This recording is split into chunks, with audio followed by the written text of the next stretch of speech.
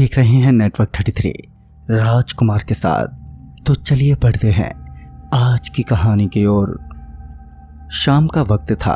मैं और मेरा परिवार और साथ ही मेरी सहेलियों के परिवार वाले भी हमारे साथ ही थे।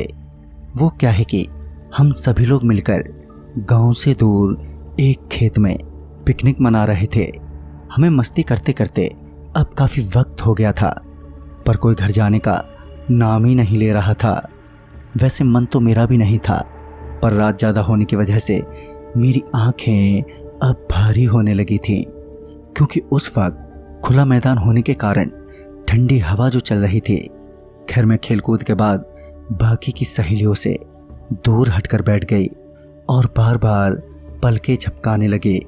यहाँ तक कि मैं एक दो बार नींद की वजह से लुढ़क भी गई थी और मैं बार बार अपने आप को संभाल कर बैठ जाती।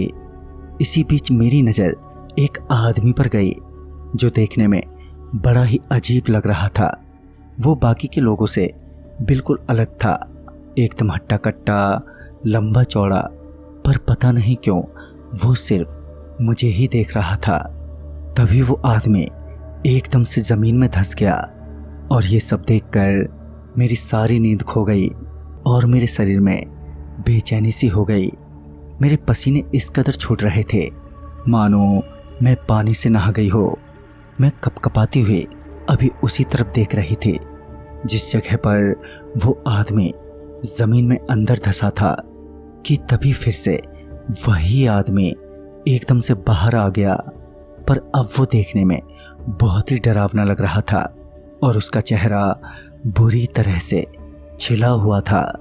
इतना भयानक चेहरा देखकर मैं एकदम से सक पका गई और फिर तेज धड़कनों के साथ जब मैं अपनी जगह से उठकर खड़ी हुई तो मेरे पांव अब चल नहीं पा रहे थे। ऐसा लग रहा था मानो मैं जम सी गई थी।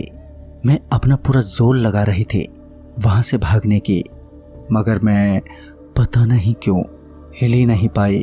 बार बार अपने हाथों को हिलाते हुए लोगों को इशारा कर रहे थे और आवाज़ लगाने पर भी पता नहीं कोई सुन क्यों नहीं रहा था। और देखते ही देखते वो भयानक आदमी मेरे करीब आ गया और उस भयानक चेहरे को अपने करीब देखकर मेरा सर एकदम से चकरा गया और फिर मैं बेहोश हो गई।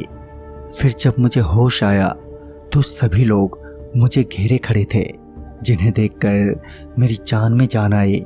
फिर मैंने उन्हें सारी बात बताई तो पता चला कि कुछ साल पहले उस खेत में इस गांव के एक दबंग आदमी को मारकर दबा दिया था, पर वो मरने के बाद भी अपनी दबंगाई दिखाता है और लोगों को ऐसे ही परेशान करता है।